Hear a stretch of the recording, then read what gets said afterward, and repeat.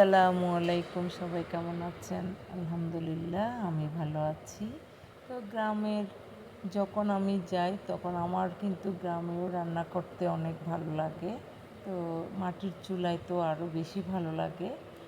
শহরের মধ্যে গ্যাসে রান্না করতে করতে তখন বিরক্ত চলে আসলে তখন আমি মাঝে মধ্যে গ্রামে চলে যাই। এই যে এটা হচ্ছে আমার বাপের বাড়িতে গিয়েছিলাম। এই যে দেখছেন লাকড়ি দিয়ে তারপরে হচ্ছে রান্না করছি, চুলায় তরকারিও দিয়েছি। এগুলা হচ্ছে কাঁকরোল হচ্ছে, তারপরে হচ্ছে কাঁঠাল বিচি, তারপরে এই চিংড়ি মাছ দিয়ে রান্না করা হচ্ছে। এগুলো অ্যাকচুয়ালি আমি রান্না করছি। দেখেন কত সুন্দর না কালারটা চলে আসতেছে। এই দেখেন কি সুন্দর কালার চলে আসছে।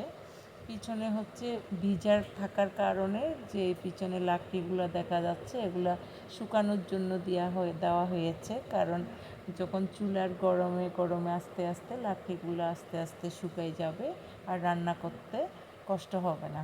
সেই জন্য হচ্ছে লাকড়িগুলো চুলার পিছনে রাখা হয়েছে। এই যে দেখেন কত সুন্দর কালার চলে আসছে। আর এই দিকে হচ্ছে গরুর